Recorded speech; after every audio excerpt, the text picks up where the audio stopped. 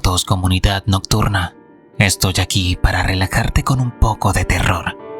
Así que antes, me gustaría que cada uno de ustedes deje un comentario haciéndome saber de qué parte del mundo están escuchando y qué hacen mientras nos oyen. Sin nada más, comenzamos. Mi nombre es Javier y durante 2 años trabajé en una gasolinera en un pueblo perdido de Michoacán. No era un lugar turístico, solo un punto de paso para camioneros y viajeros que se aventuraban por la carretera solitaria. Yo era el encargado del turno nocturno, de las 10 de la noche a las 6 de la mañana. Al principio, el trabajo era tranquilo. A veces llegaban borrachos o tipos raros, pero nada que no pudiera manejar. Hasta esa noche, eran como las 2 de la mañana.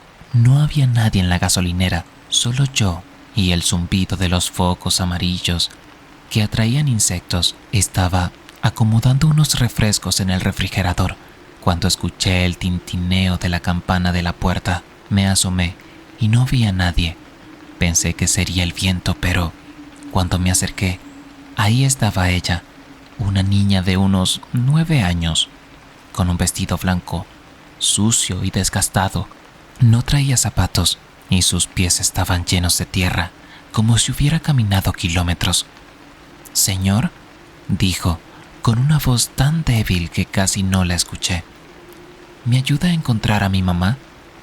Me quedé helado. No había casas cerca, ni coches en la carretera. ¿De dónde había salido? «Claro, mijita», le contesté, tratando de sonar calmado. «¿Dónde la viste por última vez?». Ella solo movió la cabeza, como si no supiera. Sus ojos eran oscuros, demasiado oscuros para una niña. «Vivimos allá», señaló hacia el Campo Santo que estaba a 1 kilómetro de la gasolinera. «Pero ya no puedo entrar». El corazón se me aceleró. Todos en el pueblo sabían que ese panteón tenía historias raras. Gente que juraba ver sombras moviéndose entre las tumbas de noche. «Espera aquí, voy a llamar a alguien», dije, y me dirigí al teléfono detrás del mostrador. Pero antes de marcar, escuché de nuevo la campana. Volteé, esperando ver a la niña salir, pero en su lugar entró mi compañero Ernesto. «¿Qué haces tan pálido?», me preguntó riéndose. «Hay una niña perdida», le dije señalando hacia la puerta. «Acaba de llegar sola». Ernesto miró hacia donde señalaba y frunció el ceño. «No hay nadie, Javier». Corrí hacia la entrada, pero era cierto. La niña había desaparecido. No había huellas en el piso, nada. Ernesto me miró como si estuviera loco, pero yo sabía lo que había visto.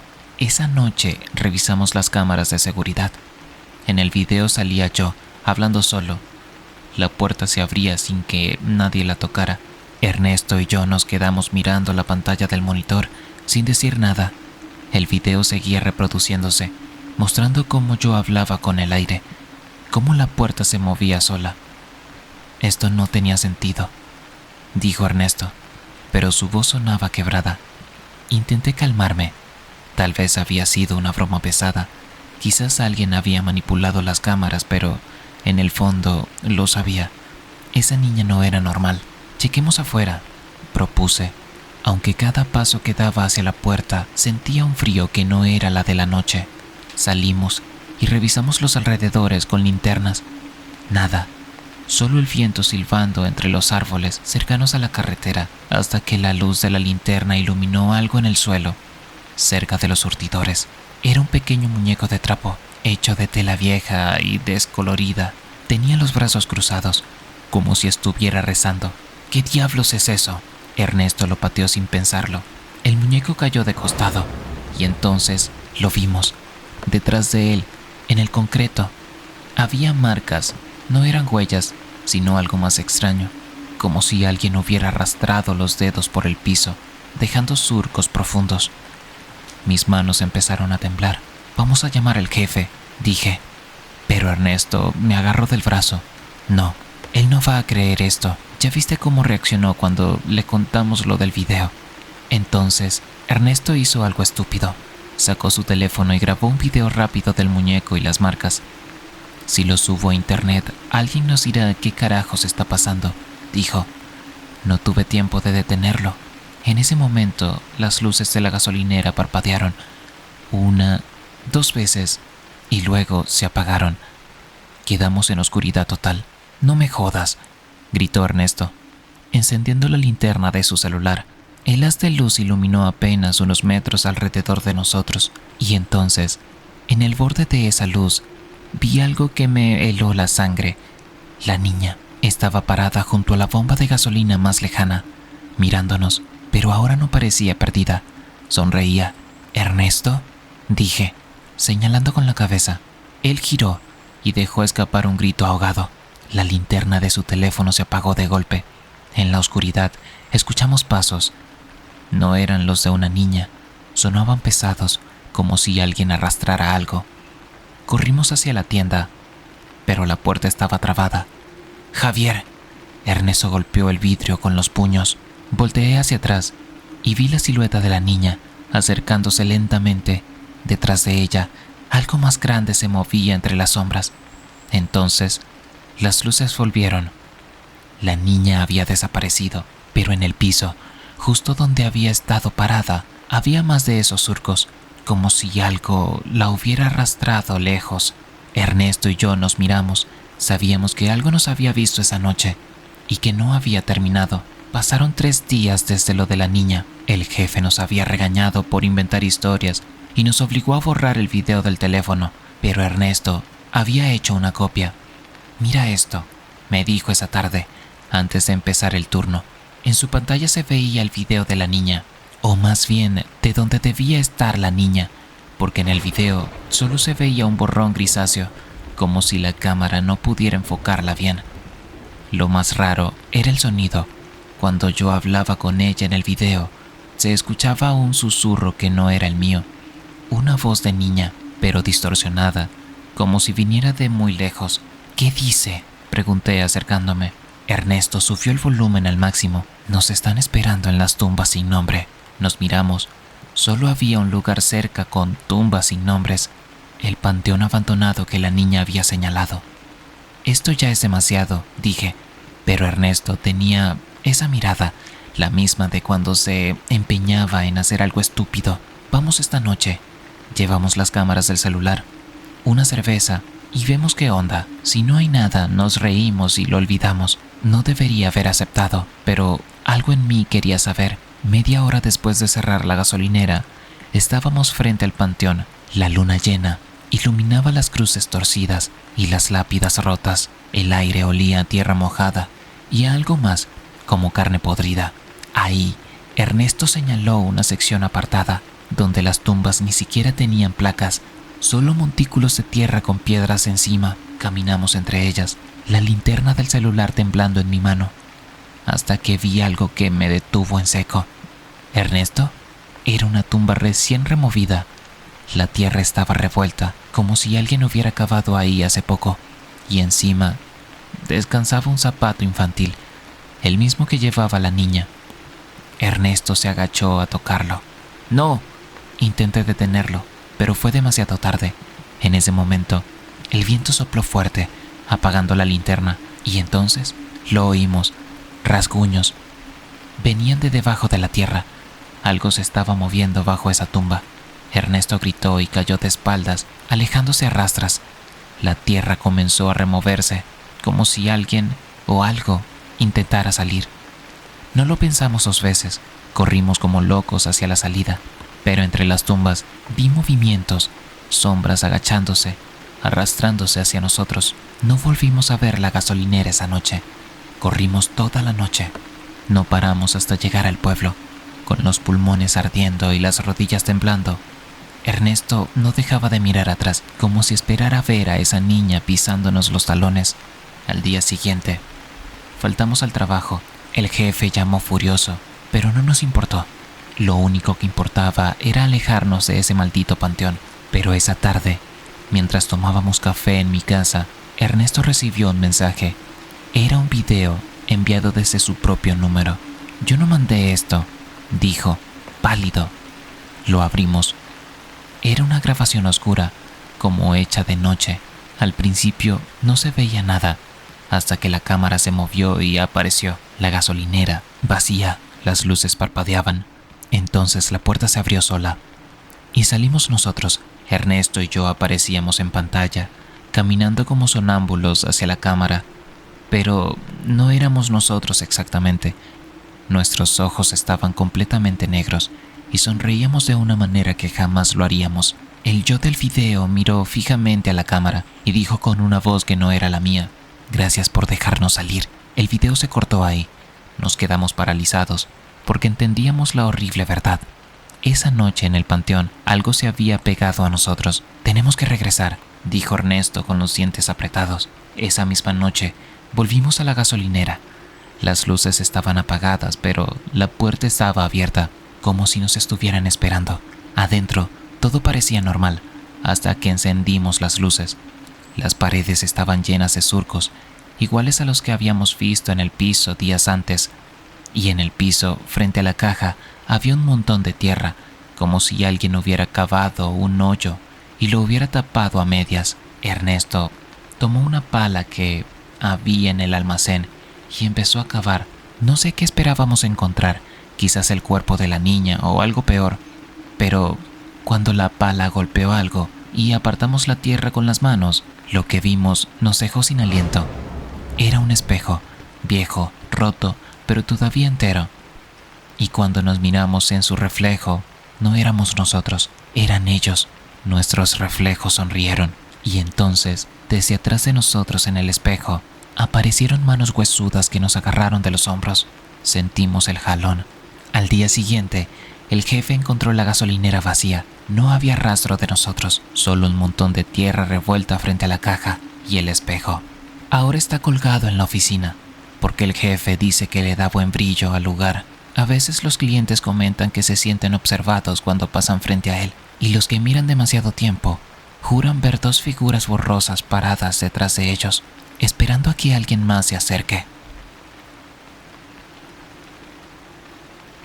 Era una noche fría en la carretera de Zacatecas. Yo, Fernanda, iba manejando junto a mi prima Luisa en un Volkswagen que habíamos rentado para escapar de la ciudad. Queríamos llegar a un pueblo llamado Jerez, donde mi abuela tenía una casa abandonada. Dicen que ahí se hacen las mejores ferias, pero también se cuentan las historias más oscuras. Salimos tarde, como a las 9 de la noche, porque Luisa siempre se tarda en arreglarse. La carretera estaba solitaria, solo iluminada por los faros del coche y la luna llena que parecía seguirnos. Íbamos hablando de tonterías, riéndonos de nuestros exnovios, cuando de pronto a Luisa le dieron ganas de ir al baño. «No aguanto, Feri, tenemos que parar», dijo, retorciéndose en el asiento. Busqué en el mapa del celular y apareció una gasolinera a unos 10 minutos. No era la ruta más directa, pero era lo más cercano. Tomamos la desviación, un camino angosto rodeado de nopales y arbustos secos. El lugar parecía abandonado desde hace años. Cuando llegamos, la gasolinera estaba a oscuras. No había nadie. Los letreros oxidados chirriaban con el viento. Los baños, sin embargo, estaban abiertos. Eran esas casetas de cemento con puertas azules despintadas. «¡Qué miedo!», dijo Luisa, pero igual se bajó. Estacioné frente a los baños, del otro lado del estacionamiento. El silencio era tan pesado que hasta el crujido de la grava bajo nuestros pasos sonaba como un trueno. Entramos rápido, sin hablar. El baño olía a moho y cloro podrido. Cuando salimos, algo nos detuvo en seco. Luisa fue la primera en verlo. Me agarró del brazo con fuerza, las uñas clavadas en mi piel. No muevas», dijo. Alcé la vista. Allí, entre la oscuridad, justo frente a nuestro coche, había una figura. Era alta, demasiado alta, sus piernas largas como postes, sus brazos colgados a los costados, como si los huesos le pesaran. No podía verle la cara, pero sentí que nos observaba, quieto, esperando. El corazón me latía tan fuerte que creí que se me saldría del pecho. Luisa estaba temblando. ¿Qué es eso?», logré decir en un susurro. Ella no respondió. El tipo, si es que era un tipo, no se movió. Solo estaba ahí, como un árbol negro plantado en la tierra. Luisa, con una voz que apenas reconocí, dijo: «Vamos, despacio al coche». Pero antes de que pudiéramos reaccionar, el hombre dio un paso hacia nosotras. Y entonces, lo peor sucedió. Nos quedamos paralizadas. El aire se había vuelto frío, como si alguien hubiera abierto una puerta a otro mundo. El tipo, o lo que fuera, inclinó la cabeza lentamente, como un animal curioso. Aún no podía verle la cara, pero sentí que sonreía. Luisa me apretó el brazo con más fuerza. «No corras», murmuró. «No le des la espalda». No sabía qué hacer. El coche estaba ahí, a unos pasos, pero esa cosa se interponía. Si intentábamos correr, nos atraparía. Si gritábamos, nadie nos escucharía. Estábamos solas en medio de la nada. Saqué mi teléfono con mano temblorosa. Nada de señal. «Luisa», dije en voz baja, «¿tienes tu cel?». «Lo dejé en el cargador», respondió, sin apartar los ojos del hombre. El silencio era peor que cualquier ruido. Solo se escuchaba el viento moviendo los arbustos secos. Y de vez en cuando, un crujido, como si algo se arrastrara entre los matorrales. Entonces, el hombre levantó un brazo, lento, demasiado lento. Sus dedos eran largos, huesudos como garras. Señaló hacia el coche. ¿Qué quiere?», pregunté, sintiendo como el miedo me cerraba la garganta. Luisa no respondió. Estaba pálida, como si ya supiera algo que yo no. De pronto, el hombre dio otro paso hacia nosotras. Esta vez, la luz de la luna le iluminó un poco la cara. Y Dios, ojalá no lo hubiera visto. No tenía ojos, solo dos huecos negros, profundos, como si alguien le hubiera arrancado lo que alguna vez estuvo ahí. Su boca era solo una raja torcida, sin labios, como cortada a cuchillo. «No es humano», pensé, y el terror me recorrió como un escalofrío. Luisa reaccionó primero. «¡Corre!», gritó, empujándome hacia el coche. No lo pensé, corrí como nunca en mi vida. Escuché los pasos de Luisa detrás de mí, pero también otros pasos, más pesados, más rápidos. El hombre, la cosa, venía detrás. Golpeé la puerta del coche, tiré la manija, cerrada. «¡La llave!», chilló Luisa. La había dejado en el contacto. Volteé hacia atrás. Ahí estaba, a menos de 1 metro de nosotras, respirando fuerte, como si el aire le quemara los pulmones. Entonces, de la nada, unas luces cegadoras iluminaron el estacionamiento. Un coche entraba a la gasolinera. Por un segundo, el hombre se detuvo. Y cuando parpadeé, ya no estaba. Las luces del coche nos cegaron por un momento. Escuché el motor apagarse y las puertas abrirse. 2 voces, una de un hombre y otra de mujer, hablaban entre ellas sin preocupación. ¿Son reales o son otra trampa?, pensé, todavía temblando. Luisa fue la primera en reaccionar. «¡Ayuda!», gritó corriendo hacia el auto recién llegado.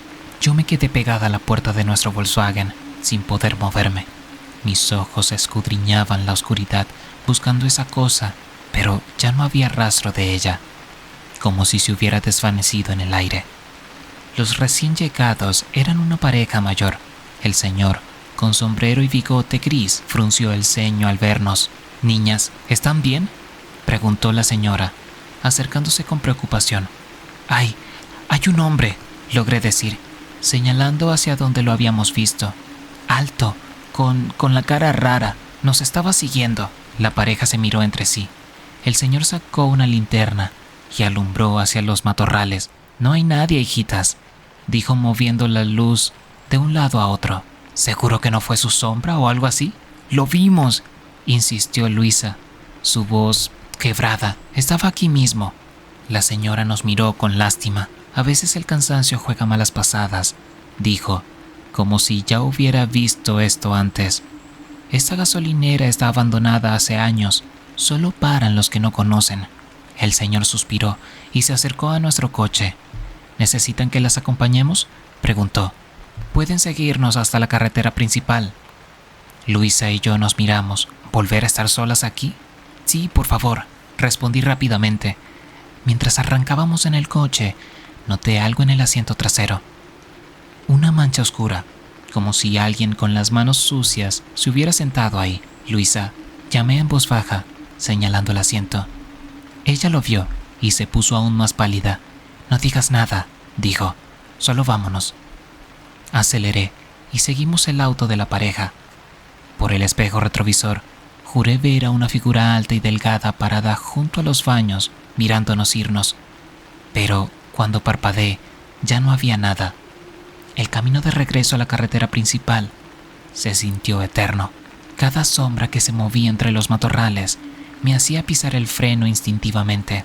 Luisa no dejaba de mirar por el espejo lateral, sus uñas clavadas en el asiento de tela. ¿Crees que nos siguió?, preguntó en voz baja, como si temiera que algo pudiera escucharnos desde afuera del coche. No respondí. Mis ojos estaban fijos en la mancha del asiento trasero. A la luz de la luna, parecía moverse como si fuera fresca. La pareja mayor nos guió hasta el entronque principal. Cuando llegamos, el señor bajó la ventanilla y nos hizo señas para que nos detuviéramos. ¿Van a Jerez?, preguntó. Asentí. Tengan cuidado en la curva del kilómetro 23, advirtió la señora, su voz tomando un tono extrañamente serio.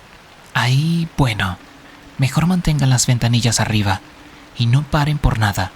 Antes de que pudiéramos preguntar por qué, la pareja aceleró y se perdió en la carretera. ¡Qué raros!, murmuró Luisa. Retomamos el viaje en silencio. El ambiente dentro del coche se había vuelto pesado, como si el aire estuviera cargado de electricidad. Cada 10 minutos revisaba el asiento trasero por el espejo retrovisor. Entonces, cerca del kilómetro 20, Luisa gritó. «¡Feri, mira!», señaló con dedo tembloroso hacia atrás. La mancha se había extendido, ahora formando una figura difusa, como la silueta de alguien sentado. Peor aún, olía un olor dulzón y podrido, como carne dejada al sol. «No puede ser», grité, pisando el acelerador sin pensar. «No está pasando». Luisa comenzó a rezar en voz baja, sus palabras entrecortadas por el miedo. Cuando pasamos la curva del kilómetro 23, la que nos había advertido, el motor tosió de repente. «No, no, no», dije, golpeando el volante. «No ahora». El Volkswagen perdió potencia. Lentamente, como si algo lo estuviera frenando, comenzó a reducir la velocidad. Entonces lo escuchamos. Un golpe, claro, seco. Venía del asiento trasero. El golpe en el asiento trasero resonó como un hueso rompiéndose. Luisa y yo nos miramos, paralizadas. El olor a podrido ahora era insoportable, como si hubieran dejado un animal muerto bajo nuestro asiento. «No mires», dijo Luisa, pero era demasiado tarde. Mis ojos se movieron solos hacia el espejo retrovisor. En el asiento trasero, la mancha negra había tomado forma. Era una silueta humana, pero mal hecha, demasiado larga, con los hombros torcidos hacia un lado. No tenía rasgos, solo una mancha oscura que respiraba, subiendo y bajando lentamente. El motor del coche tosió de nuevo. De pronto, la temperatura bajó como si alguien hubiera abierto un congelador. Nuestro aliento salía en pequeñas nubes de vapor. «Pise el acelerador», gritó Luisa. Apreté el pedal a fondo, pero el coche apenas respondía. Íbamos a 40 kilómetros por hora, arrastrándonos como un animal herido. Sonaron 3 golpes secos en el techo del coche. No era el viento, no eran ramas, era algo deliberado. Luisa comenzó a llorar en el asiento. Las lágrimas resbalaban por su cara mientras apretaba el rosario que llevaba en el cuello. De pronto, el motor se apagó por completo. El Volkswagen se detuvo en medio de la carretera desierta, las luces parpadeando antes de apagarse también. El silencio fue peor que cualquier ruido. Entonces lo escuchamos. Una voz. Venía del asiento trasero. Una voz que no era voz, solo un sonido gutural.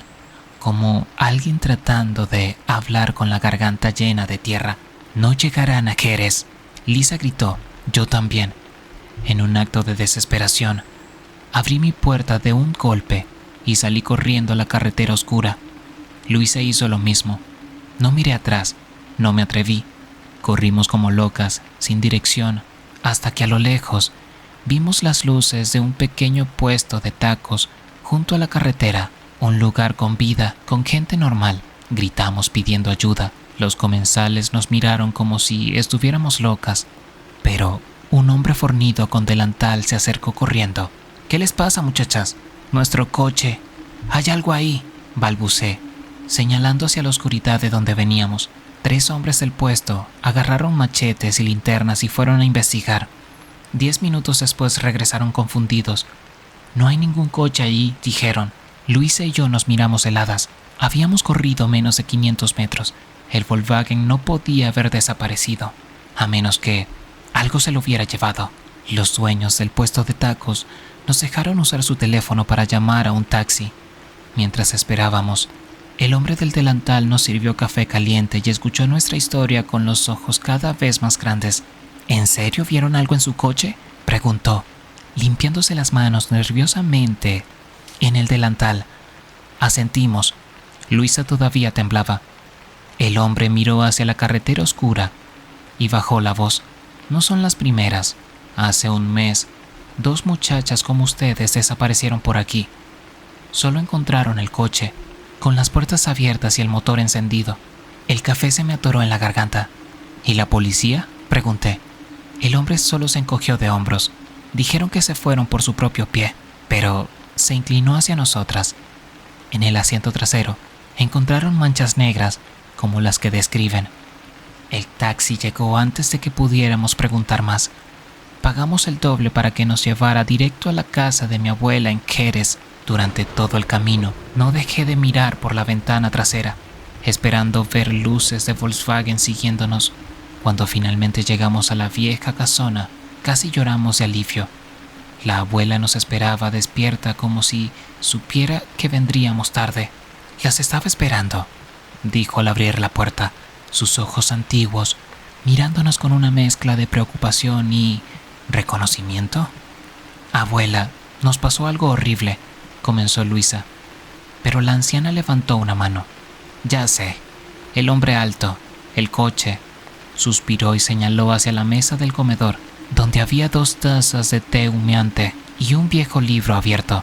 «Siéntense, esto no es nuevo en Jerez». Al acercarme, vi que el libro mostraba un dibujo descolorido de una figura esquelética con brazos demasiado largos. Bajo la imagen decía: «El caminante nocturno, espíritu que sigue a los viajeros solitarios para llevárselos a un reino entre los matorrales». La abuela tomó mi mano entre las suyas, ásperas como corteza de árbol. «Lo que les pasó esta noche fue una advertencia», dijo, «pero no se preocupen, en esta casa están a salvo».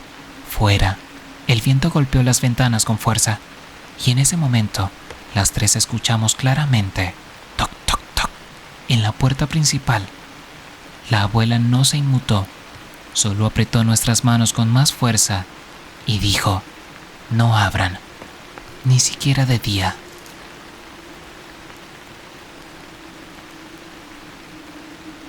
Hola a todos.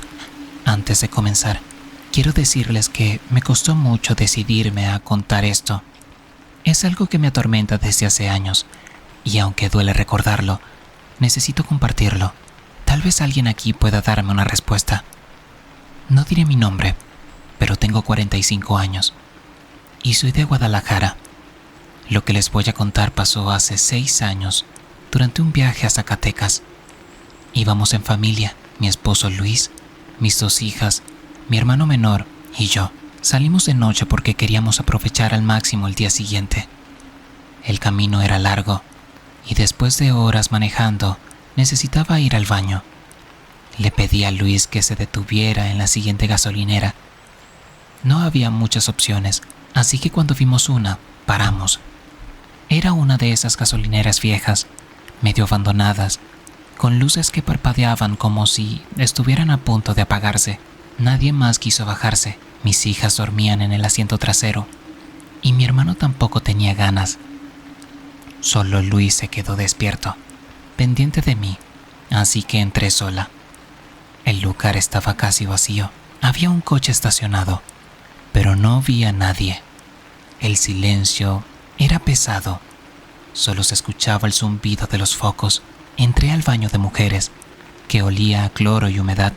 Estaba haciendo lo mío cuando de repente escuché que la puerta del baño se abría. El chirrido era tan fuerte que me estremeció. Pensé que sería otra mujer, pero no escuché pasos. Entonces vi los pies de alguien pararse frente al cubículo de al lado. Eran los zapatos de mi hermano. Los reconocí de inmediato.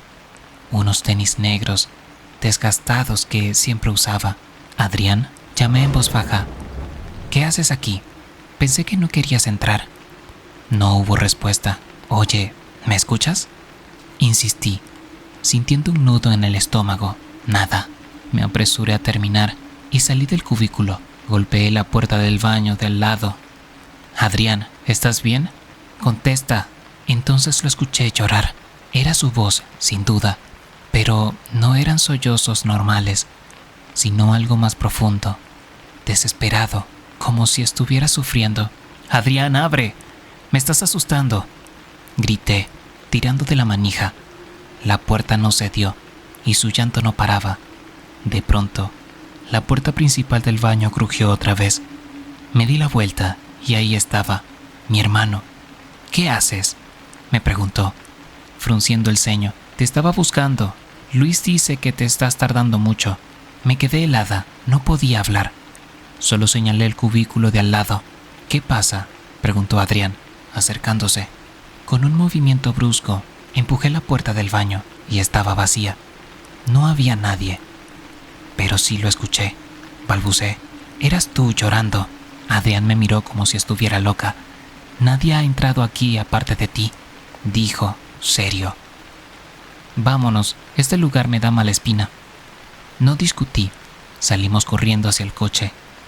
Le conté a Luis lo que pasó, pero él solo me dijo que seguramente era el cansancio. Sin embargo, esa noche, mientras todos dormían, yo no podía dejar de pensar en una cosa. ¿Por qué lloraba tanto esa voz que sonaba exactamente como la de mi hermano? Llegamos a Zacatecas al amanecer. El sol empezaba a pintar el cielo de naranja, pero yo no podía quitarme de la cabeza lo de la gasolinera. Adrián, mi hermano, parecía normal, como si nada hubiera pasado, pero yo sabía lo que había escuchado. Nos hospedamos en un pequeño hotel cerca del centro. Era viejo, con pasillos largos y alfombras gastadas, pero al menos estaba limpio. Mis hijas, emocionadas, no paraban de hablar de todo lo que querían hacer. Luis, siempre práctico, revisaba el mapa para organizar el día. Yo, en cambio, no podía concentrarme. «¿Seguro que estás bien?», me preguntó Adrián mientras desayunábamos. «Sí, solo estoy cansada», mentí. No quería preocuparlos. Además, ¿qué iba a decir? Escuché a mi hermano llorar en el baño vacío. Sonaba como una locura, ¿no? Esa noche, después de recorrer la ciudad, caí rendida en la cama. Soñé que estaba de vuelta en esa gasolinera. El mismo baño, el mismo olor a humedad. Pero esta vez, la puerta del cubículo de al lado estaba entreabierta. Me acerqué lentamente, el corazón latiéndome tan fuerte que sentía que iba a explotar. «¿Adrián?», llamé en un susurro. Nadie respondió. Con un dedo tembloroso empujé la puerta. Dentro, sentado en el inodoro, estaba mi hermano, pero no era el Adrián que conocía. Este tenía la piel pálida, casi gris, y los ojos, Dios, los ojos eran negros, como si alguien les hubiera sacado las pupilas. «No deberíamos haber venido», dijo con una voz que no era la suya. Me desperté de golpe, sudando frío. La habitación estaba oscura, pero escuché algo. Un llanto. El mismo llanto de la gasolinera. Me senté en la cama, paralizado. El sonido venía del pasillo. Era bajo, ahogado, como si alguien intentara contenerlo. «¿Luis?», llamé, pero mi esposo dormía profundamente a mi lado. Con un nudo en la garganta, me levanté y me acerqué a la puerta. El llanto se hacía más claro. Era Adrián. Abrí la puerta lentamente. El pasillo estaba iluminado solo por una luz tenue al final. Y ahí, agachado, contra la pared, estaba mi hermano. Adrián, ¿qué pasa?, pregunté acercándome. Él levantó la cabeza y entonces lo vi. Sus ojos eran completamente negros. Ya es demasiado tarde para mí, dijo. Antes de que pudiera reaccionar, se levantó de un salto y corrió hacia las escaleras. «Adrián, espera», grité, yéndole detrás. Pero cuando llegué abajo, el lobby del hotel estaba vacío. El recepcionista ni siquiera levantó la vista de su libro. «¿Vio a un hombre pasar?», le pregunté sin aliento. «Nadie ha pasado, señora», respondió confundido. Regresé a la habitación, temblando. Adrián estaba ahí, durmiendo en su cama como si nada, pero cuando me acerqué, vi algo en su cuello, una marca oscura, como si alguien lo hubiera estado estrangulando. Al día siguiente, Adrián amaneció como si nada hubiera pasado. La marca en su cuello había desaparecido, y cuando pregunté sobre lo ocurrido en la noche, me miró como si estuviera loca. «¿De qué hablas?». «Yo no salí de la habitación», dijo mientras desayunábamos unos tamales que habíamos comprado en el mercado. Mis hijas reían, felices, sin sospechar nada. Luis me apretó la mano bajo la mesa. «Estás muy tensa. Deberíamos distraerte hoy», me dijo. Decidimos visitar las minas turísticas de Zacatecas. Era un recorrido seguro, ilimitado, iluminado, con guías que explicaban la historia del lugar. Nada que pudiera darme miedo, o eso pensé, mientras caminábamos por los túneles. Adrián se quedó atrás mirando fijamente una de las galerías laterales que no formaban parte del recorrido. «Oye, ¿qué te pasa?», le pregunté acercándome. «Escuché algo», dijo sin apartar la vista de la oscuridad. «Como alguien llorando». El corazón se me detuvo. «No digas eso». Pero entonces yo también lo escuché. Un gemido bajo, como el de la gasolinera, como el del pasillo del hotel. «Adrián, no», grité cuando lo vi avanzar hacia la galería prohibida. «Solo será un momento», dijo, y antes de que pudiera detenerlo, desapareció en la oscuridad. Luis y el guía no se habían dado cuenta. Mis hijas seguían riéndose, tomándose fotos. Yo no lo pensé dos veces, lo seguí. La oscuridad me tragó de inmediato. El aire era denso, con olor a tierra mojada y algo más. «Adrián», llamé, encendiendo la linterna de mi celular. La luz reveló paredes de piedra húmeda, vetas de mineral que brillaban débilmente, y al fondo, una figura agachada. «Hermana», dijo una voz que no era la de Adrián. La figura se levantó. Era un hombre, o lo que quedaba de uno. Su piel estaba pegada a los huesos, y sus ojos eran negros, como los de Adrián en mi sueño. Retrocedí, tropezándome con las piedras. «¡Adrián!», grité, esta vez con toda mi voz. De repente, sentí unas manos fuertes agarrándome por detrás. «¿Qué haces aquí? Esta zona es peligrosa». Era Luis, con el guía justo detrás, iluminando el túnel con una lámpara potente. La figura había desaparecido, pero Adrián seguía ahí, parado, en medio del túnel, mirando fijamente al vacío. Cuando lo tocamos, se desplomó. El hospital de Zacatecas estaba frío, con paredes pintadas de un blanco que ya había perdido su brillo. Adrián llevaba horas inconsciente. Los médicos no encontraban explicación. ¿Deshidratación quizá? ¿O algo neurológico?, decían, pero sus miradas incómodas delataban que no estaban seguros. Luis había llevado a mis hijas al hotel. Yo me quedé mirando cómo mi hermano respiraba con dificultad, como si algo lo estuviera ahogando desde dentro. De pronto, una enfermera mayor entró. Tenía los ojos llenos de arrugas y una cruz de plata colgada en el cuello. «Señora», susurró, acercándose. «¿Su familiar ha estado en un lugar antiguo?». «¿Minas tal vez?», me estremecí. «Sí, hoy mismo». Ella asintió como si yo lo supiera. «Hay cosas en esta tierra que no son de este mundo, cosas que se aferran a los vivos». Antes de que pudiera responder, sacó un pequeño frasco con agua bendita y roció un poco sobre Adrián. Mi hermano se agitó de repente, como si le hubiera quemado la piel. Sus ojos se abrieron de golpe, pero seguían siendo negros. La enfermera retrocedió, persignándose. «Esto es más fuerte de lo que pensé», dijo. «Necesitan ayuda». «¿Qué clase de ayuda?», pregunté, sintiendo el miedo trepar por mi garganta.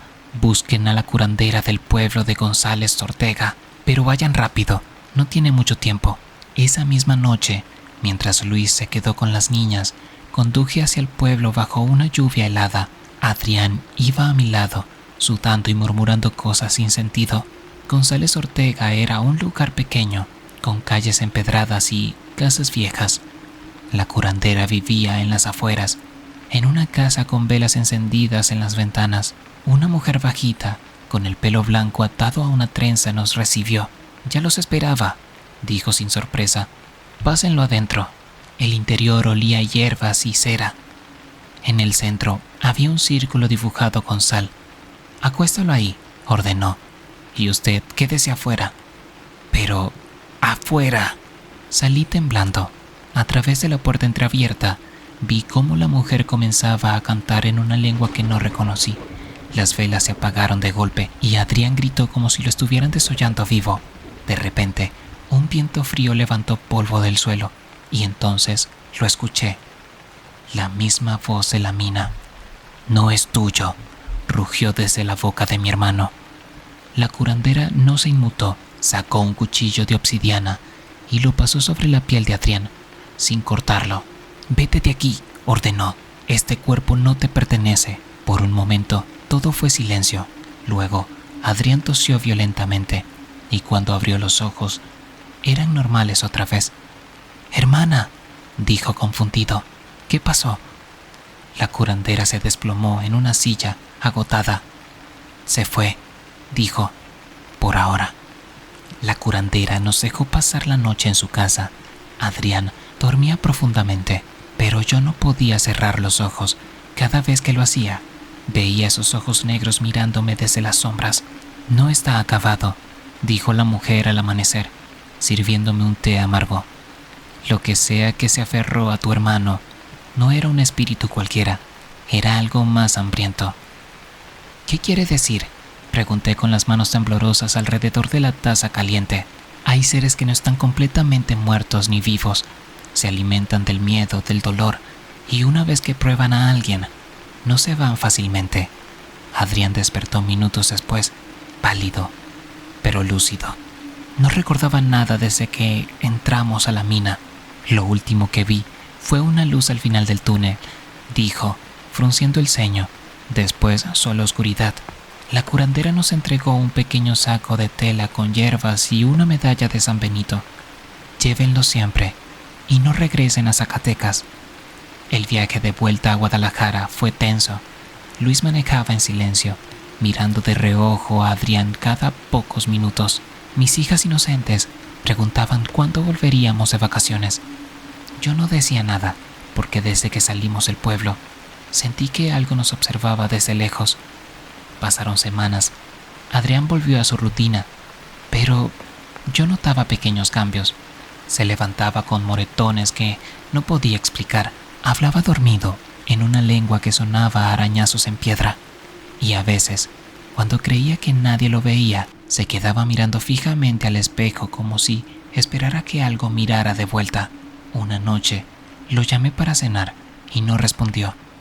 Lo encontré en el baño, lavándose las manos con agua hirviendo. «¡Te estás quemando!», grité, apartándolo del lavabo. Su piel estaba roja, casi pelándose, pero él ni siquiera parpadeaba. «Tienen que salir», dijo con la voz ronca. «Todavía huele a mina en mis uñas». Esa fue la gota que colmó el vaso. Al día siguiente, convencí a Luis de que fuéramos con un sacerdote. El padre Mendoza era un hombre mayor, con ojos que habían visto demasiado. Escuchó nuestra historia sin interrumpir, pero cuando Adrián mencionó la luz en el túnel, palideció. «No era una luz», dijo gravemente. «Era un llamado». Sacó un libro antiguo y nos mostró un dibujo, una figura esquelética con la boca abierta en un grito silencioso. Los mineros muertos hacen eso a veces. Invitan a los vivos a quedarse para reemplazarlos. Adrián se rió nerviosamente. ¿Está diciendo que un fantasma minero me poseyó? El sacerdote cerró el libro con fuerza. Peor, se fijó en usted, y hasta que no complete su propósito, no lo dejará ir. El aire se espesó, porque en ese momento todas las velas de la iglesia se apagaron al mismo tiempo. El padre Mendoza nos dio instrucciones precisas. Deben regresar al lugar donde comenzó todo, a esa gasolinera, pero esta vez hay que ir preparados. Nos entregó un frasco de agua bendita, crucifijos de hierro y un viejo rosario de plata que, según él, había pertenecido a un exorcista. Lo que sea que siga a tu hermano, no lo dejará ir fácilmente. El viaje de vuelta a la carretera fue tenso. Adrián iba en silencio, mirando por la ventana, como si esperara ver algo en la oscuridad. Mis hijas afortunadamente se quedaron con su padre. Cuando llegamos a la gasolinera, todo estaba igual que la primera vez. Las luces parpadeantes, el silencio pesado, el olor a gasolina vieja. Pero esta vez no había nadie, ni empleados, ni otros coches, como si el lugar nos estuviera esperando. ¿Qué hacemos ahora?, preguntó Luis, ajustando el crucifijo en su cuello. Vamos al baño, dijo Adrián de pronto, con una voz que sonaba demasiado calma. Allí empezó todo, allí debemos terminar. Caminamos hacia los baños, iluminando el camino con nuestras linternas. La parte del baño de hombres estaba entreabierta, moviéndose lentamente con el viento. Adrián entró primero. Dentro, el aire era frío, mucho más de lo normal. Las paredes estaban húmedas, pero no por agua, sino por algo más espeso, como si transpirasen. «Aquí», dijo Adrián, señalando el último cubículo. «Aquí es donde lo vi». El padre Mendoza roció agua bendita en el suelo y comenzó a rezar en latín. Luis y yo nos unimos, aunque nuestras voces temblaban. Fue entonces cuando las luces se apagaron. En la oscuridad, escuchamos un sonido que nos heló la sangre, rasguños, como si alguien estuviera arañando la puerta del cubículo desde dentro. «No tienes derecho a él», gritó el sacerdote, alzando el rosario. La puerta del cubículo se abrió de golpe. Dentro, agachado en el inodoro, estaba el otro Adrián, o mejor dicho, la cosa que había tomado su forma. Su piel estaba gris y pesada y pegada a los huesos, y su boca se abría demasiado ancha, mostrando filas de dientes afilados.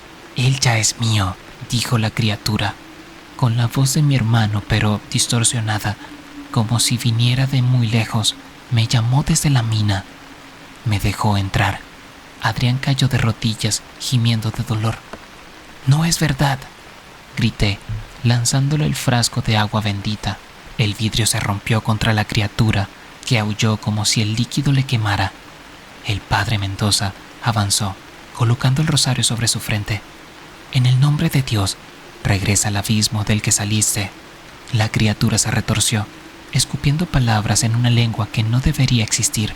Las paredes temblaron, el espejo se quebró, y entonces, con un último grito, se deshizo como humo negro, arrastrándose por las rendijas del suelo. Las luces volvieron. Adrián estaba inconsciente, pero respirando. En su cuello, donde antes estaba la marca negra, ahora había una cicatriz blanca en forma de mano. Hoy, meses después, mi hermano sigue recuperándose. A veces en la noche se despierta sobresaltado, convencido de que oye rasguños en la puerta. Pero lo peor es lo que el padre Mendoza nos dijo al final. Esa cosa no fue destruida, solo fue rechazada, y algún día, cuando la oscuridad sea propicia, volverá a intentarlo. Mi nombre es Javier, y durante 2 años trabajé en una gasolinera en un pueblo perdido de Michoacán. No era un lugar turístico, solo un punto de paso para camioneros y viajeros que se aventuraban por la carretera solitaria. Yo era el encargado del turno nocturno, de las 10 de la noche a las 6 de la mañana. Al principio, el trabajo era tranquilo. A veces llegaban borrachos o tipos raros, pero nada que no pudiera manejar. Hasta esa noche, eran como las 2 de la mañana. No había nadie en la gasolinera, solo yo y el zumbido de los focos amarillos que atraían insectos. Estaba acomodando unos refrescos en el refrigerador cuando escuché el tintineo de la campana de la puerta. Me asomé y no vi a nadie. Pensé que sería el viento, pero cuando me acerqué, ahí estaba ella, una niña de unos 9 años, con un vestido blanco, sucio y desgastado. No traía zapatos y sus pies estaban llenos de tierra, como si hubiera caminado kilómetros. «Señor», dijo, con una voz tan débil que casi no la escuché, «¿me ayuda a encontrar a mi mamá?». Me quedé helado. No había casa cerca, ni coches en la carretera. ¿De dónde había salido? «Claro, mijita», le contesté. tratando de sonar calmado. ¿Dónde la viste por última vez? Ella solo movió la cabeza, como si no supiera. Sus ojos eran oscuros, demasiado oscuros para una niña. Vivimos allá, señaló hacia el Campo Santo que estaba a 1 kilómetro de la gasolinera. Pero ya no puedo entrar. El corazón se me aceleró. Todos en el pueblo sabían que ese panteón tenía historias raras. Gente que juraba ver sombras moviéndose entre las tumbas de noche. Espera aquí, voy a llamar a alguien, dije, y me dirigí al teléfono detrás del mostrador. Pero antes de marcar, escuché de nuevo la campana. Volteé, esperando ver a la niña salir, pero en su lugar entró mi compañero Ernesto. ¿Qué haces tan pálido?, me preguntó riéndose. Hay una niña perdida, le dije señalando hacia la puerta. Acaba de llegar sola. Ernesto miró hacia donde señalaba y frunció el ceño. No hay nadie, Javier. Corrí hacia la entrada, pero era cierto. La niña había desaparecido. No había huellas en el piso, nada. Ernesto me miró como si estuviera loco, pero yo sabía lo que había visto. Esa noche revisamos las cámaras de seguridad. En el video salía yo, hablando solo. La puerta se abría sin que nadie la tocara. Ernesto y yo nos quedamos mirando la pantalla del monitor, sin decir nada. El video seguía reproduciéndose, mostrando cómo yo hablaba con el aire, cómo la puerta se movía sola. Esto no tenía sentido, dijo Ernesto, pero su voz sonaba quebrada. Intenté calmarme. Tal vez había sido una broma pesada. Quizás alguien había manipulado las cámaras, pero en el fondo lo sabía. Esa niña no era normal. Chequemos afuera, propuse. Aunque cada paso que daba hacia la puerta sentía un frío que no era la de la noche. Salimos y revisamos los alrededores con linternas. Nada, solo el viento silbando entre los árboles cercanos a la carretera, hasta que la luz de la linterna iluminó algo en el suelo, cerca de los surtidores. Era un pequeño muñeco de trapo, hecho de tela vieja y descolorida. Tenía los brazos cruzados, como si estuviera rezando. ¿Qué diablos es eso? Ernesto lo pateó sin pensarlo. El muñeco cayó de costado, y entonces lo vimos. Detrás de él, en el concreto, había marcas. No eran huellas, sino algo más extraño, como si alguien hubiera arrastrado los dedos por el piso, dejando surcos profundos. Mis manos empezaron a temblar. Vamos a llamar al jefe, dije. Pero Ernesto me agarró del brazo. No, él no va a creer esto. Ya viste cómo reaccionó cuando le contamos lo del video. Entonces, Ernesto hizo algo estúpido. Sacó su teléfono y grabó un video rápido del muñeco y las marcas. Si lo subo a internet, alguien nos dirá qué carajos está pasando, dijo. No tuve tiempo de detenerlo. En ese momento, las luces de la gasolinera parpadearon. 1, 2 veces, y luego se apagaron. Quedamos en oscuridad total. No me jodas, gritó Ernesto, encendiendo la linterna de su celular. El haz de luz iluminó apenas unos metros alrededor de nosotros, y entonces, en el borde de esa luz, vi algo que me heló la sangre. La niña estaba parada junto a la bomba de gasolina más lejana, mirándonos, pero ahora no parecía perdida. Sonreía. ¿Ernesto?, dije, señalando con la cabeza. Él giró y dejó escapar un grito ahogado. La linterna de su teléfono se apagó de golpe. En la oscuridad, escuchamos pasos. No eran los de una niña. Sonaban pesados, como si alguien arrastrara algo. Corrimos hacia la tienda, pero la puerta estaba trabada. ¡Javier! Ernesto golpeó el vidrio con los puños. Volteé hacia atrás y vi la silueta de la niña, acercándose lentamente. Detrás de ella, algo más grande se movía entre las sombras. Entonces, las luces volvieron. La niña había desaparecido, pero en el piso, justo donde había estado parada, había más de esos surcos, como si algo la hubiera arrastrado lejos. Ernesto y yo nos miramos. Sabíamos que algo nos había visto esa noche y que no había terminado. Pasaron 3 días desde lo de la niña. El jefe nos había regañado por inventar historias y nos obligó a borrar el video del teléfono, pero Ernesto había hecho una copia. «Mira esto», me dijo esa tarde, antes de empezar el turno.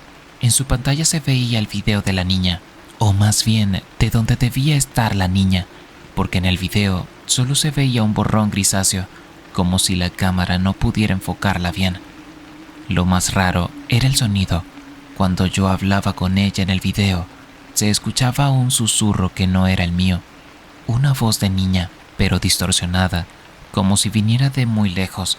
¿Qué dice?, pregunté acercándome. Ernesto subió el volumen al máximo. Nos están esperando en las tumbas sin nombre. Nos miramos. Solo había un lugar cerca con tumbas sin nombres. El panteón abandonado que la niña había señalado. Esto ya es demasiado, dije. Pero Ernesto tenía esa mirada, la misma de cuando se empeñaba en hacer algo estúpido. Vamos esta noche. Llevamos las cámaras del celular, una cerveza y vemos qué onda. Si no hay nada, nos reímos y lo olvidamos. No debería haber aceptado, pero algo en mí quería saber. Media hora después de cerrar la gasolinera, estábamos frente al panteón. La luna llena iluminaba las cruces torcidas y las lápidas rotas. El aire olía a tierra mojada y a algo más, como carne podrida. Ahí, Ernesto señaló una sección apartada, donde las tumbas ni siquiera tenían placas, solo montículos de tierra con piedras encima. Caminamos entre ellas, la linterna del celular temblando en mi mano, hasta que vi algo que me detuvo en seco. ¿Ernesto? Era una tumba recién removida. La tierra estaba revuelta, como si alguien hubiera cavado ahí hace poco, y encima descansaba un zapato infantil, el mismo que llevaba la niña. Ernesto se agachó a tocarlo. ¡No! Intenté detenerlo, pero fue demasiado tarde. En ese momento, el viento sopló fuerte, apagando la linterna, y entonces lo oímos. Rasguños. Venían de debajo de la tierra. Algo se estaba moviendo bajo esa tumba. Ernesto gritó y cayó de espaldas, alejándose a rastras. La tierra comenzó a removerse, como si alguien o algo intentara salir. No lo pensamos 2 veces. Corrimos como locos hacia la salida, pero entre las tumbas vi movimientos, sombras agachándose, arrastrándose hacia nosotros. No volvimos a ver la gasolinera esa noche. Corrimos toda la noche. No paramos hasta llegar al pueblo, con los pulmones ardiendo y las rodillas temblando. Ernesto no dejaba de mirar atrás, como si esperara ver a esa niña pisándonos los talones. Al día siguiente, faltamos al trabajo. El jefe llamó furioso, pero no nos importó. Lo único que importaba era alejarnos de ese maldito panteón. Pero esa tarde, mientras tomábamos café en mi casa, Ernesto recibió un mensaje. Era un video enviado desde su propio número. Yo no mandé esto, dijo, pálido. Lo abrimos. Era una grabación oscura, como hecha de noche. Al principio no se veía nada, hasta que la cámara se movió y apareció la gasolinera, vacía. Las luces parpadeaban. Entonces la puerta se abrió sola y salimos nosotros. Ernesto y yo aparecíamos en pantalla, caminando como sonámbulos hacia la cámara, pero no éramos nosotros exactamente. Nuestros ojos estaban completamente negros y sonreíamos de una manera que jamás lo haríamos. El yo del video miró fijamente a la cámara y dijo con una voz que no era la mía: «Gracias por dejarnos salir». El video se cortó ahí. Nos quedamos paralizados porque entendíamos la horrible verdad. Esa noche en el panteón algo se había pegado a nosotros. «Tenemos que regresar», dijo Ernesto con los dientes apretados. Esa misma noche volvimos a la gasolinera. Las luces estaban apagadas, pero la puerta estaba abierta, como si nos estuvieran esperando. Adentro todo parecía normal, hasta que encendimos las luces. Las paredes estaban llenas de surcos, iguales a los que habíamos visto en el piso días antes. Y en el piso, frente a la caja, había un montón de tierra, como si alguien hubiera cavado un hoyo y lo hubiera tapado a medias. Ernesto tomó una pala que había en el almacén y empezó a cavar. No sé qué esperábamos encontrar, quizás el cuerpo de la niña o algo peor, pero cuando la pala golpeó algo y apartamos la tierra con las manos, lo que vimos nos dejó sin aliento. Era un espejo, viejo, roto, pero todavía entero. Y cuando nos miramos en su reflejo, no éramos nosotros, eran ellos. Nuestros reflejos sonrieron, y entonces, desde atrás de nosotros en el espejo, aparecieron manos huesudas que nos agarraron de los hombros. Sentimos el jalón. Al día siguiente, El jefe encontró la gasolinera vacía. No había rastro de nosotros, solo un montón de tierra revuelta frente a la caja y el espejo. Ahora está colgado en la oficina, porque el jefe dice que le da buen brillo al lugar. A veces los clientes comentan que se sienten observados cuando pasan frente a él, y los que miran demasiado tiempo juran ver dos figuras borrosas paradas detrás de ellos, esperando a que alguien más se acerque.